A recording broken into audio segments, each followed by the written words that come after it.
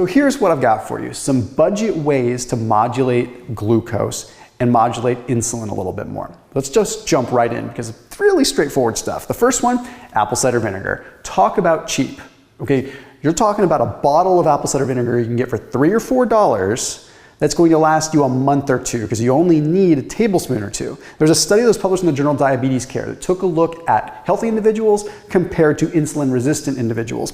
And they gave them 20 grams of apple cider vinegar in a glass of water, okay, compared to a placebo in a glass of water. Well, what they found is that in the insulin resistant individuals, it increased whole body insulin sensitivity after consuming a meal. Not just localized insulin sensitivity, it increased insulin sensitivity in the entire body, and it also lowered those postprandial spikes by having just a small amount of apple cider vinegar prior to eating a meal. Now, the reason behind this is simple. In most cases, now there's other sort of metabolic cellular things, but the simplest thing is the digestive piece. The acetic acid is a disaccharide inhibitor, so it slows down the enzymatic ability to break down the starches. So the starches therefore just get into the system slower. It kind of acts like a little bit of a stop sign for a minute to slow down the absorption. It's powerful and it's cheap. The next one is another cheap one, and that is soluble fiber.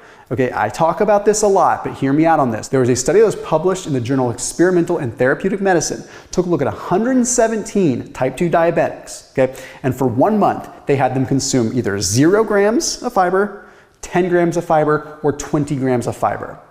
Can you guess what happened? The higher the fiber intake, the more they were able to bring down their levels of insulin resistance and bring down their postprandial glucose levels in a dose-dependent fashion. So all it took was 10 grams or 20 grams of fiber per day. That is it. And that was able to massively change their insulin resistance.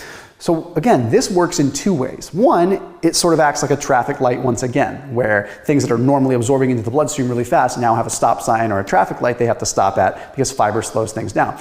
But there's a much deeper thing that's going on there. Specifically with things like soluble fiber and flax and things like chia, things like that.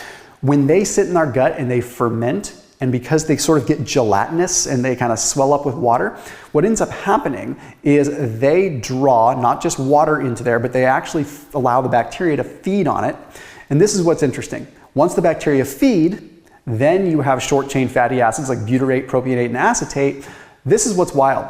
This triggers the expression or the activation even of PPARY, which actually tells the cell, programs the cell to cast a net into the bloodstream to bring glucose in. So GLUT4 is the little shuttle bus that brings glucose out of the bloodstream into the cell. So it becomes a messenger to tell the cell to get better at grabbing glucose. It is really, really wild. If you want a fun way to get some more fiber in, I put a link down below for Nush, who has these new protein pancakes. They're totally keto friendly. There's only a few grams of net carbs. So they're using flax instead of almond flour, which is so nice to see in something low carb because flax actually has a soluble fiber effect, whereas almond flour is just a lot of omega-6s and I don't know, you're not getting that much benefit out of it. So you've got flax, you've got whey protein, you've got egg, you've got baking soda, you've got monk fruit, erythritol. Really that's it. It's got really not much else other than maybe a little coconut flour. So really just clean ingredients if you ask me, but it's also fun and 10 grams of fiber.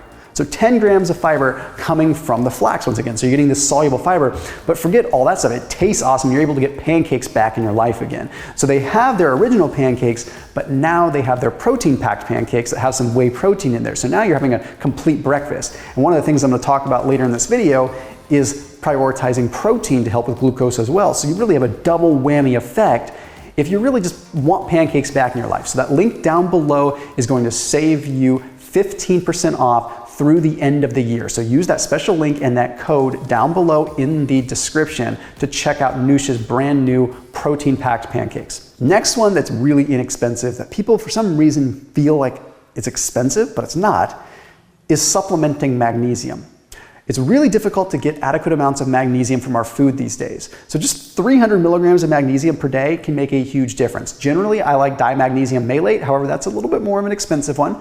But there's a study that took a look at 54 people with type 2 diabetes that used a relatively inexpensive magnesium. I think they were using like sulfate or something really inexpensive in this case. Okay, and they found that 300 milligrams of this versus placebo for 3 months massively affected their insulin levels. It brought down their insulin levels, it brought down their postprandial glucose levels. Now, they saw this predominantly in the 2-hour postprandial window.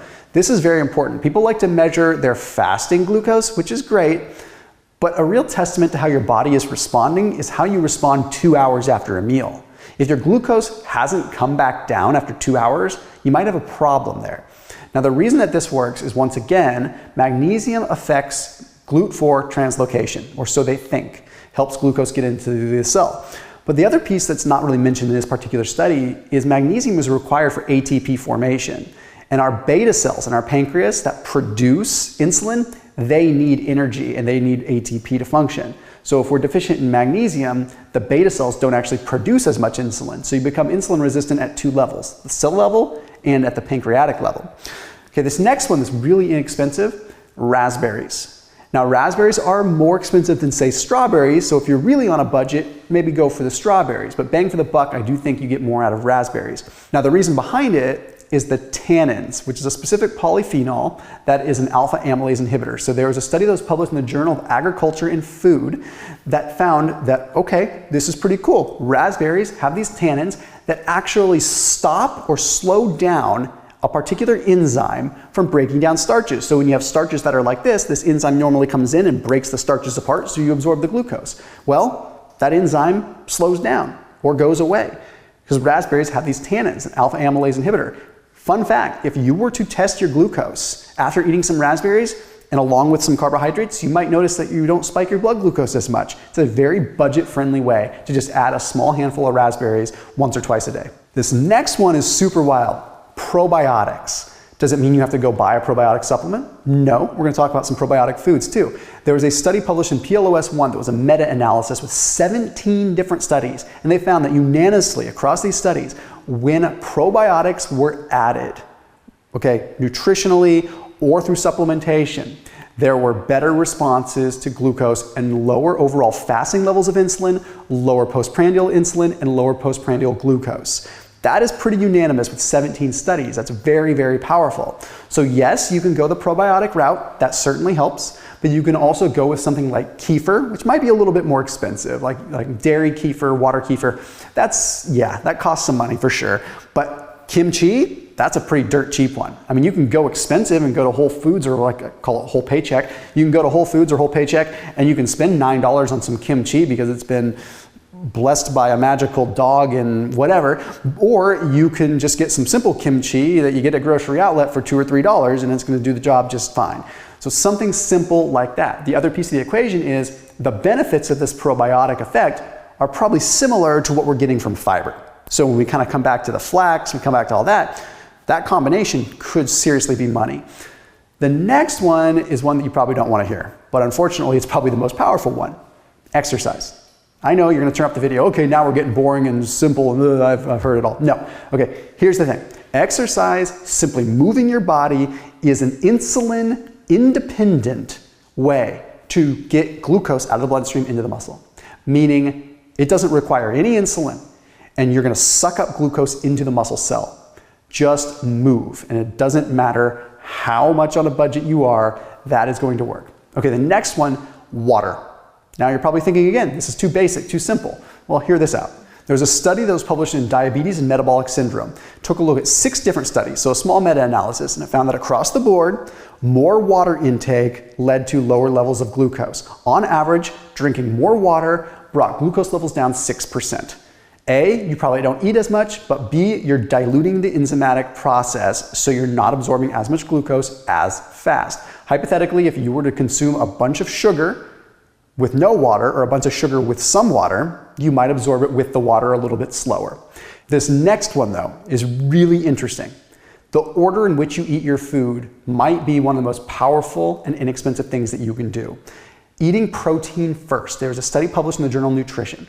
Okay, had subjects fast overnight, 10, 12 hours, and then it had them consume 50 grams of carbohydrates from a glucose oral solution, like super pure glucose. But prior to that, they consumed either 0, 5, 10, or 30 grams of protein or fat. When they consumed protein prior to the carb solution, it was 2 times more powerful at bringing glucose down or attenuating glucose compared to fat. Now, albeit fat still brought glucose down, but half as much as protein did. Now, the interesting thing is, this was dose dependent. The more protein someone had first, the more effect it had on the glucose. So simply by looking at a plate of food and having your protein first, you can have like a 2x powerful effect on your glucose. It's pretty darn cool. And not that I'm trying to make the net impression of this video to buy some pancakes, but the idea behind Nush's protein pancakes with flax and protein, that's a pretty solid blood sugar play there. So I will say that's a pretty cool option. So anyhow, here's some things on a budget. Make it happen. I'll see you tomorrow.